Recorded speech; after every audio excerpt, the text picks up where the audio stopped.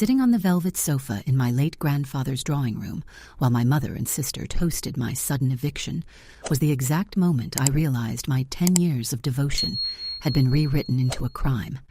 They forced a dying man to sign away his £12 million legacy, replaced priceless gold heirlooms with cheap copper fakes, and planned to have me declared insane to cover their tracks. But they forgot one crucial detail. They hired a criminal counterfeiter to deceive a master engraver, and I held the master keys to their downfall. I carefully laid the forged document back onto the polished mahogany table, stepped away from my mother and sister, and met Victoria's triumphant gaze with a silence so absolute that her confident smile faltered for a fraction of a second.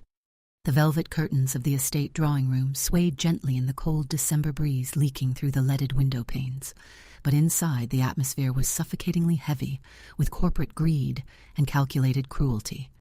They had spent months orchestrating my total financial destruction, calculating every legal angle and social narrative. Yet, in their blinding arrogance, they had forgotten the most fundamental rule of master horology. You should never, under any circumstances, attempt to deceive the artisan who holds the master keys to the vault and knows every microscopic curve of the metal. To truly understand how I ended up standing in that drawing room, watching my own flesh and blood strip away 10 years of my existence, you have to understand the slow, quiet dedication that built the Sterling legacy from the ground up. My grandfather, Arthur Sterling, was a master horologist, goldsmith, and micro-mechanical engineer who had spent over 60 years restoring priceless mechanical automata, astronomical clocks, and Renaissance gold jewelry for the finest royal archives and private museums across Western Europe. He was not a man driven by grand corporate ambitions, social prestige, or public accolades. He was driven by an unyielding respect for truth, structural precision, and historical preservation. When my grandmother passed away 12 years ago, and my grandfather was diagnosed with the early stages of Parkinson's disease shortly after, I made the conscious, unhesitating decision to pause my own university career in metallurgy and move into the family manor in Bath to care for him full-time. For 10 long, grueling years, I lived in the drafty upper rooms of the estate, managing his complex medication schedules, smoothing his shaking hands when his motor skills failed, and keeping his legendary workshop operational under his direct, watchful supervision. I spent thousands of hours at the ancient oak bench under his patient guidance, learning how to listen to the delicate heartbeat of an 18th century movement, how to calculate gear ratios down to the thousandth of a millimeter using antique vernier calipers, and how to identify the subtle, unmistakable metallurgical signatures of historical gold alloys. I sacrificed my youth, my personal relationships, my financial independence, and any semblance of a social life, because I loved my grandfather deeply, and because I believed that preserving a 4-generation artistic heritage was a noble, fulfilling life purpose. My mother, Margaret, and my younger sister Victoria viewed my quiet devotion with open condescension and patronizing disdain. Margaret had left Bath over 20 years ago to marry into high society corporate circles in London, maintaining a glittering, empty lifestyle funded entirely by massive personal debts, high-interest overdrafts, and lavish lifestyle loans. Victoria was her mother's absolute favorite, polished, impeccably styled, and thoroughly ruthless, spending her 20s oscillating between failed luxury business ventures and catastrophic secret gambling sprees in Zurich, Cannes, and Monte Carlo. For 10 years, neither my mother nor my sister visited the Bath estate except when they needed emergency loans from my grandfather to cover their financial recklessness and avoid public scandal. Whenever my grandfather steadfastly refused to liquidate historical family heirlooms to fund their extravagances, Margaret would remind him with bitter arrogance that he was merely a glorified bench technician, wasting his declining years in a dusty, irrelevant workshop. As my grandfather's physical health steadily deteriorated during his final year on Earth, the subtle behavior of my mother and sister began to shift in alarming ways that I did not fully comprehend at the time. Margaret started making unexpected, unannounced visits to the estate while I was away running critical restoration errands in London or procuring rare historical materials from specialist European suppliers. She brought along private medical consultants, unfamiliar corporate legal advisors, and a smooth-talking, impeccably dressed art dealer named Julian Vane, who operated a highly controversial private gallery in Mayfair. Whenever I returned home and asked why these aggressive strangers were circulating through the private quarters of the estate, my mother would pat my cheek with a patronizing smile, assuring me that she was simply helping grandfather manage his private insurance policies so I wouldn't be burdened with administrative stress. The true execution of their cold, calculated conspiracy began 6 weeks before my grandfather passed away. Victoria suddenly returned from Switzerland without warning, dramatically declaring that she had abandoned her business ventures to support the family in its hour of need. In reality, her financial debts across Europe had reached a catastrophic breaking point, with aggressive institutional creditors and private lenders threatening immediate legal execution and public bankruptcy. Desperate for a massive, immediate windfall, Margaret and Victoria realized that my grandfather's private vaulted collection, worth an estimated £12 million on the open international market, represented their ultimate financial salvation. But because my grandfather had drawn up a legally sound, ironclad will 8 years prior that placed the entire estate, workshop, and collection into a protected historical trust managed exclusively by me, they knew they could not acquire the assets through legitimate legal channels. They chose betrayal instead. Working in secret alongside Julian Vane, they launched a systematic, sinister operation to isolate my grandfather during his final, most vulnerable weeks. They introduced a private night nurse, Sister Sarah Vance, who began administering unprescribed heavy sedatives under the guise of palliative pain management, rendering my grandfather confused, lethargic, and physically helpless. While he was immobilized and barely conscious in his bed, they forced his numb fingers around a silver pen to obtain blank signed parchments, intercepted his incoming personal mail, and stole the master duplicate copy of the workshop vault keys from his private desk drawer. While I was sleeping from sheer physical and emotional exhaustion in the upper quarters after 19-hour caregiving shifts, Julian Vane and my sister were quietly entering the workshop vault at night, systematically removing the priceless original 18th century gold timepieces, astronomical clocks, and Renaissance enamel lockets, and replacing them with high-grade copper-plated modern duplicates crafted by an elite professional counterfeiter operating in East London. When my grandfather passed away quietly in his sleep 2 weeks ago, they allowed me to handle the crushing grief, the administrative bureaucracy, and the funeral arrangements entirely alone.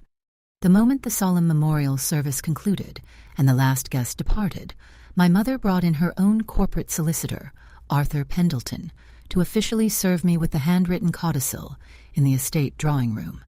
The document claimed that 6 weeks before his death, my grandfather had experienced a sudden, dramatic change of heart, declaring that I was mentally fragile, unstable, and completely unequipped to manage a heritage brand, thereby revoking the original trust and leaving the entirety of his wealth, the manor, the workshop, and the collection exclusively to Victoria. Standing in the drawing room, watching my sister sip her tea and celebrate her fraudulent victory, I realized that crying, pleading, or arguing with them would achieve nothing. They believed they had executed a flawless, airtight crime. They believed my shocked silence was a sign of total, broken submission. I turned away from their cold, triumphant faces, walked down the long, cold flagstone corridor, and entered the workshop, locking the heavy, iron-reinforced oak doors behind me. I walked straight past the ancient workbenches to the massive steel vault hidden behind the heavy gear-cutting engine. I dialed the mechanical 4-digit combination, turned the brass handle, and swung the heavy vault door open. I pulled my high-magnification jeweler's loupe from my apron pocket, clicked on the halogen overhead lamp, and carefully examined the crown jewel of the collection, the 1780 astronomical automaton clock. Under 20 times magnification, the terrifying reality was instantly and undeniable. The main gear train was made of modern copper-plated brass rather than hand-forged 18th century bronze, and the microscopic maker's mark, a tiny 3-leaf clover engraved into the underside of the main arbor pillar that my grandfather maintained on every authentic piece he ever touched, was missing entirely, replaced by a crude, laser-etched forgery. Every single item inside the velvet-lined cases was a cheap, hollow duplicate. The authentic £12 million collection had been completely stripped from the estate.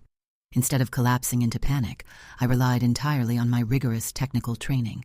I walked over to the ancient iron-bound oak drafting table in the far corner of the workshop, reached underneath the timber frame, and pressed the secret copper rivet that my grandfather had installed decades ago. A hidden drawer slid open silently, revealing my grandfather's private, hand-written bench ledger.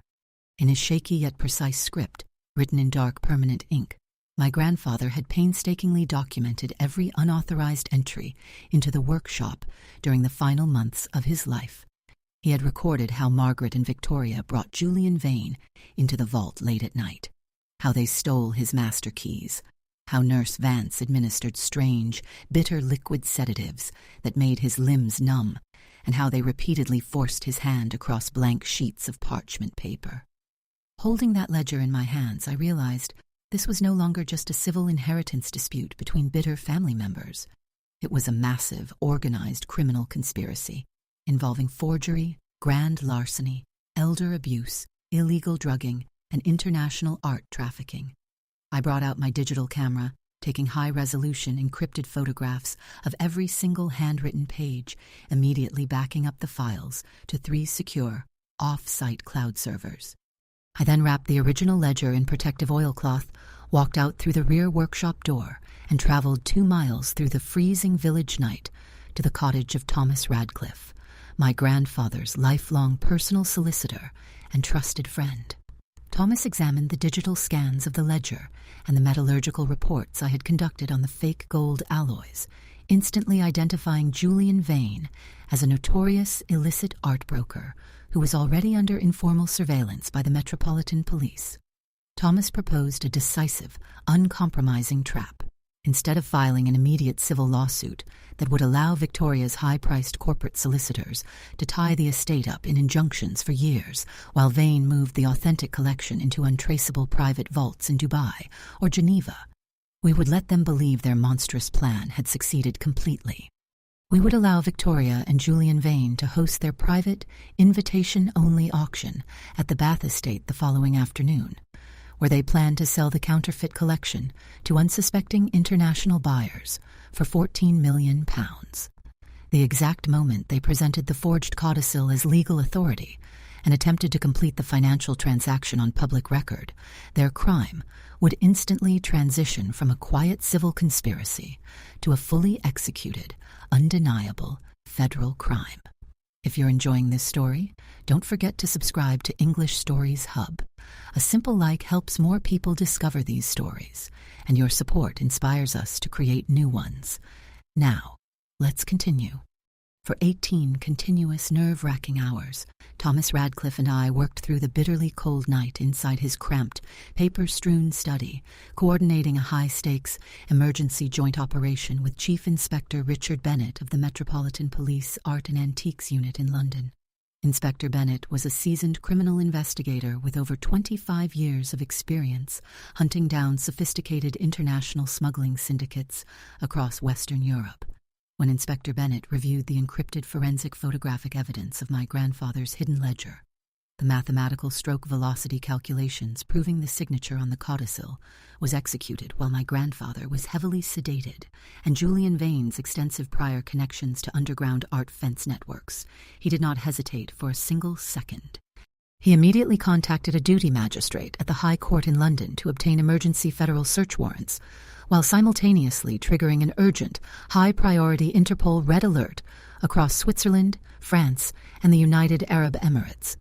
While Thomas handled the complex legal paperwork and maintained constant communication with the High Court judges, I spent the late-night hours in Thomas's small workshop area, conducting rigorous laboratory analyses on the metallic filings I had discreetly scraped from the gear trains of the duplicate clocks inside the estate vault. Using a portable handheld X-ray fluorescence spectrometer that I had borrowed from our regional restoration guild, I fired concentrated radiation beams into the metal samples to analyze their precise elemental composition. The spectral readouts displayed on my laptop screen confirmed my worst suspicions. Every single piece in the vault was composed of modern commercial brass, plated with a microscopic layer of 5-micron electronic gold flash, containing modern trace elements of zinc and cadmium that did not even exist in the 18th century. This scientific proof was absolute, irrefutable, and completely lethal to Victoria's fraudulent narrative. By 2 o'clock the following afternoon, the grand drawing room of the Bath estate had been completely transformed into a lavish, high society auction house. Heavy halogen spotlights on black aluminum stands illuminated the velvet-covered display tables, where the counterfeit collection glittered deceptively beneath glass display cases. Silver champagne trays carried by hired waitstaff circulated among a crowd of over 50 wealthy international art collectors, private museum curators from Frankfurt and Tokyo, and high-net-worth investors who had flown into Bath on private jets. Julian Vane stood near the carved marble fireplace, dressed in a bespoke Italian suit, his voice smooth, theatrical, and overwhelmingly persuasive, as he delivered a captivating speech about the unprecedented historical importance of the sterling collection. Sitting in the very front row in tailored silk dresses, my mother, Margaret, and my sister Victoria beamed with triumphant, greedy arrogance. They were sipping expensive champagne, laughing quietly with corporate lawyers, and counting the millions they believed were about to land in their private offshore accounts. Julian Vane raised his ivory auction gavel, cleared his throat with practiced elegance, and announced to the crowded room, "Ladies and gentlemen, we are about to open the bidding for this once-in-a-lifetime complete historical lot, the Arthur Sterling collection, at an opening bid of £12 million. Do I hear 12 million from the gentleman in the second row?" That was the exact calculated second I stepped out from behind the heavy velvet window drapes at the far end of the room and walked with calm, deliberate strides right into the center of the crowd. "Stop this auction immediately," I shouted, my voice echoing off the high plaster ceiling with a cold, piercing clarity that brought the entire room to an abrupt, silent halt. Every single piece sitting on those velvet tables is a cheap, modern copper-plated forgery worth less than £500, and Julian Vane is currently executing a multi-million-pound criminal fraud on public record. The drawing room exploded into instant chaotic murmurs. Buyers dropped their auction catalogues, champagne glasses froze halfway to people's lips, and Julian Vane's face turned from smooth confidence to a ghostly, chalk-white horror in less than a second. Victoria shrieked with unbridled, visceral fury, springing to her feet and gesturing wildly to the hired private security guards standing by the double doors. "Drag her out of here," Victoria screamed, her voice cracking with rage. "She is an unstable, disinherited former servant who was evicted yesterday. She is delusional. Call the local police and have her removed immediately." My mother stood up beside her, her eyes blazing with malice as she added, "Ignore this pathetic girl. She is suffering from a mental breakdown after being cut out of her grandfather's will."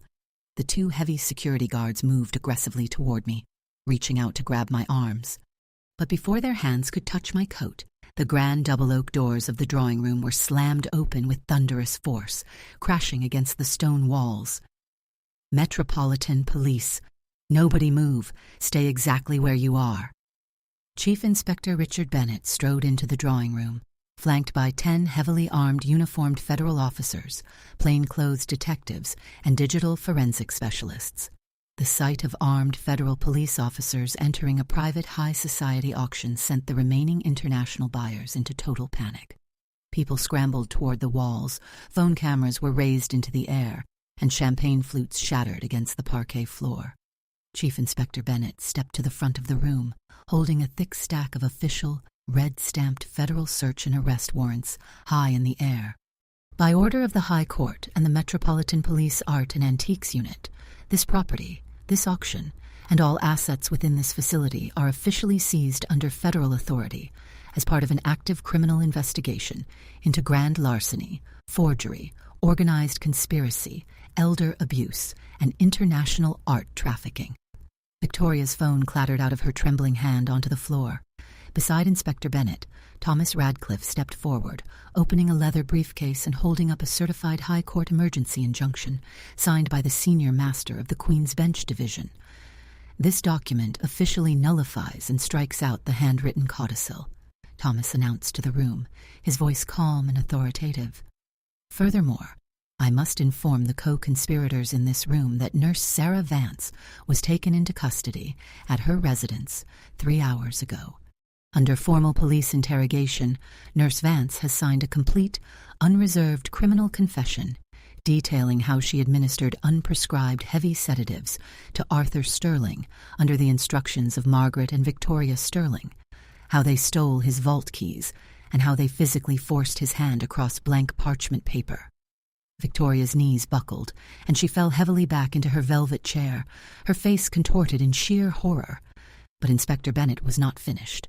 He turned directly to Julian Vane, who was backing away toward the rear service corridor. And as for Mr. Vane, Bennett declared, Swiss Federal Police and Interpol officers raided a high-security customs warehouse at the Geneva Free Ports 4 hours ago. They have successfully seized and secured the authentic original 1780 astronomical automaton clock and the entire genuine £12 million collection, which Mr. Vane and Miss Victoria Sterling illegally shipped out of the United Kingdom last Tuesday using forged commercial export licenses. Realizing that his multi-million-pound empire of crime had completely collapsed, Julian Vane turned around and sprinted down the narrow service exit corridor behind the display tables. But 2 plainclothes detectives who had already secured the rear exits intercepted him instantly. They tackled Vane forcefully to the hard stone floor, pinning his limbs down, pulling his arms behind his back, and clicking heavy steel handcuffs tightly around his wrists. Vane groaned in pain as he was hauled up onto his feet, his bespoke suit ruined, his tie torn, and his reputation obliterated forever in front of his wealthiest international clients. In the center of the room, my mother, Margaret, collapsed onto the velvet sofa in a state of weeping, hysterical ruin. She clutched her head in her hands, sobbing uncontrollably as she watched her social standing, her aristocratic illusions, and her financial survival evaporate into federal criminal indictments right before the eyes of London's corporate elite. 2 female police officers approached Victoria, instructing her to stand up. When Victoria attempted to push them away and scream obscenities at me, the officers forcefully pinned her arms and clicked steel handcuffs around her wrists. As the police officers began escorting my sister down the grand stone steps of the estate toward the waiting police vans idling in the pouring rain outside, Victoria turned back to me. Her carefully styled hair was a disheveled mess, her designer dress was rumpled, and tears were streaming down her face, ruining her makeup. "Elena, please," she sobbed, her voice cracking with desperate, pathetic panic. "We are family. You can't let them do this to me. Talk to the police. Tell them it was all Julian's fault. Please, Elena, have mercy on your own sister."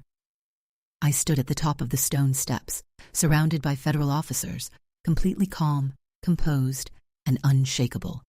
I looked down into her eyes without a single trace of anger or malice, but with an absolute, unyielding firmness. "You didn't show mercy to a dying old man who gave you everything," I said quietly, my voice carrying clearly through the damp afternoon air. "You didn't show mercy when you tried to destroy my life and throw me onto the streets. The law will deliver the exact justice you have earned."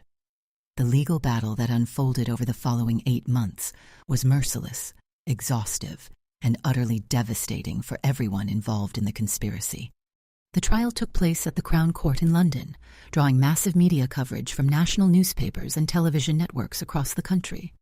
Day after day, the prosecution presented an overwhelming mountain of forensic evidence that Thomas and I had painstakingly assembled. First came the metallurgical reports from the Independent Royal Guild of Assayists, which proved beyond a shadow of a doubt that the items found in the estate vault were cheap, modern fakes engineered to deceive non-experts. Next came the handwriting experts from the Forensic Science Service, who demonstrated through high-resolution stroke velocity modeling that my grandfather's signature on the codicil had been produced while his hand was being physically dragged across the paper by another person while under the heavy influence of motor depressant drugs. Finally, the prosecution presented the toxicology reports conducted on my grandfather's preserved medical samples, which revealed massive, lethal concentrations of unprescribed sedatives that Nurse Vance had been administering daily under Margaret and Victoria's explicit financial promises. Sitting in the witness box for 3 full days, I provided calm, precise, and razor-sharp technical testimony. I explained to the jury the exact mechanisms of my grandfather's workshop, the secret bench ledger, the microscopic maker's marks that only a master engraver could identify, and the systematic timeline of betrayal executed by my mother and sister. Every attempt by Victoria's high-priced defense lawyers to portray me as a bitter, vengeful relative collapsed under the weight of hard, scientific, and physical evidence.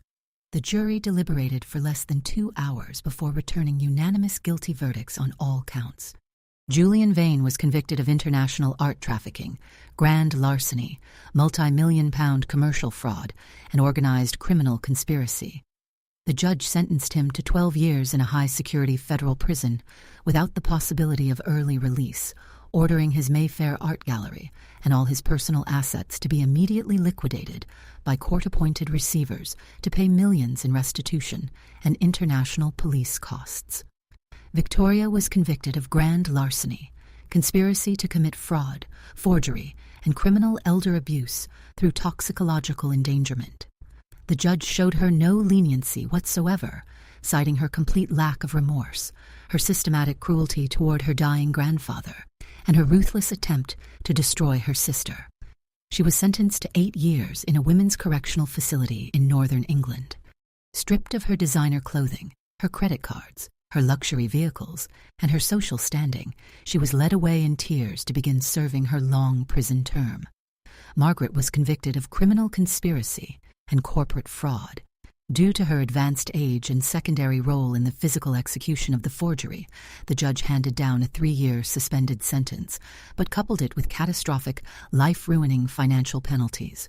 Court-ordered asset forfeitures and legal restitution mandates forced Margaret to sell her luxury London apartment, her jewelry collection, and all her remaining investments to pay off her massive debts to corporate lenders.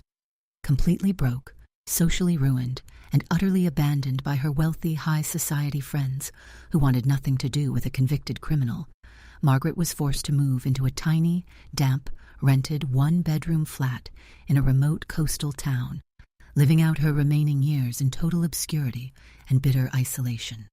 The High Court of Justice issued a final, unappealable probate ruling that officially reinstated my grandfather's original, ironclad will. I was declared the sole lawful trustee, owner, and heir of the Sterling estate, the master workshop, the historic grounds, and the entire £12 million collection. 3 months after the trial concluded, a convoy of secured, climate-controlled transport vehicles, escorted by armed Metropolitan Police officers, arrived at the Bath estate. Interpol officials and customs agents carefully unloaded the heavy, padded wooden crates containing the authentic collection that had been recovered from the Geneva free ports. I personally unpacked every single piece inside the workshop. When I finally lifted the authentic 1780 astronomical automaton clock from its velvet wrapping, tears filled my eyes for the first time since my grandfather's death. The solid gold planetary gears gleamed under the workshop lights, and the microscopic 3-leaf clover maker's mark was sitting untouched beneath the main arbor pillar. I placed the masterpiece back onto the central assembly bench, inserted the antique silver winding key into the main arbor, turned it 3 times, and released the balance wheel mechanism. A crisp, clear, perfectly rhythmic heartbeat filled the quiet, sunlit room once again. The intricate internal brass gears began to rotate in mathematical perfection. The solid gold planets moved along their miniature elliptical orbits, and the tiny mechanical nightingale opened its solid silver wings, lifted its beak, and sang its breathtaking complex melody into the morning air. Standing in the doorway of the upper gallery, listening to that beautiful sound echoing through the house, I felt a deep, overwhelming sense of profound peace settle into my soul. The dark, suffocating shadow of my mother and sister's greed had been permanently banished by the unyielding power of truth and justice. Instead of hiding the estate behind locked gates as a secretive, private residence, I decided to fulfill my grandfather's ultimate, lifelong dream. I officially established the Sterling Horological Trust, converting the entire ground floor of the 18th century manor house into a world-class public museum and educational sanctuary, dedicated to the preservation of rare mechanical arts, historical metallurgy, and horological science. I reopened the master workshop upstairs, not just as a commercial restoration facility for major European heritage institutions like the Louvre and the British Museum, but as an active, fully funded apprenticeship academy. I established full academic scholarships to recruit passionate, talented young artisans from working-class and underprivileged backgrounds across the country, giving them the exact opportunity my grandfather had given me. Under my daily personal instruction, these young men and women began learning the dying, priceless arts of micro-engraving, gear calculation, wheel pivoting, balance spring forging, and historical alloy synthesis. The news of the Sterling Horological Trust's grand opening created massive waves throughout the international museum, art, and horological worlds. Historians, curators, master watchmakers, and mechanical art enthusiasts from Paris, Zurich, Tokyo, New York, and London traveled to Bath to tour the museum, marveling at the pristine, working perfection of the restored 1780 astronomical automaton clock. Standing beside the crystal display case during our grand opening night, as the mechanical nightingale sang its hour melody to a spellbound crowd of international visitors, I saw Thomas Radcliffe standing near the arched stone doorway. He was holding a warm cup of tea, looking at me with tears of fatherly pride in his eyes, offering a quiet, respectful nod of approval. In the months that followed, my expertise as a master engraver and forensic horologist gained international recognition. Chief Inspector Bennett introduced me to the Ministry of Culture in Paris and the Federal Police in Switzerland, who officially retained my services as a lead forensic consultant for high-profile art fraud investigations. Accompanied by federal investigators, I traveled to high-security laboratories in Paris, Zurich, and Amsterdam, examining suspect 18th-century gold automata, royal pocket watches, and Renaissance jewelry using advanced stereoscopic electron microscopes and spectral analysis tools. Line by line, gear by gear, and mark by mark, my detailed technical reports and court testimonies helped international law enforcement agencies expose and dismantle 3 major illicit art smuggling rings across Europe that had been operating in the shadows for over a decade. Sitting in the witness box in foreign courtrooms, wearing my grandfather's silver engraving loop around my neck, I provided the undeniable scientific proof that put corrupt art fences and criminal counterfeiters behind bars. On a quiet, crisp evening in late spring, after the museum had closed its doors to the public for the day and the young apprentices had finished their bench work and departed for their quarters, I sat alone at my grandfather's ancient oak drafting table. The warm twilight sun was streaming through the stained glass windows, casting long crimson and gold reflections across the polished wooden floorboards. Beside me on the bench, the 1780 astronomical clock operated in silent mathematical harmony, its golden planets gliding smoothly beneath the crystal dome. I opened the Master Trust ledger to a fresh, clean page of thick parchment paper, dipped my grandfather's antique silver fountain pen into dark blue ink, and began writing the entry for our newest museum acquisition. My mother and sister had spent their entire lives operating under the tragic, foolish delusion that true power in this world is derived from corporate titles, forged documents, social status, lavish lifestyles, and ruthless manipulation. They had assumed that because I was quiet, humble, and dedicated to a life of service, I was weak, naive, and easy to destroy. They believed they could strip away my identity, my home, and my grandfather's 4-generation legacy without facing a single consequence. But in their arrogance, they had failed to understand the most fundamental law of engineering and human character, that a life constructed on patience, truth, master craftsmanship, and unyielding integrity possesses an unbreakable, unshakable core that no amount of deceit, greed, or betrayal can ever hope to destroy.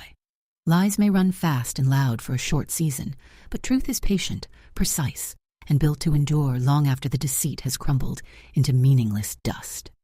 I laid the silver fountain pen gently down on the oak table, stood up from the bench, and walked over to the grand bay window overlooking the estate grounds.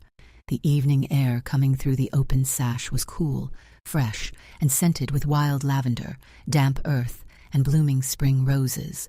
Looking out across the rolling green hills of the English countryside, I heard a sound behind me that filled my heart with limitless joy.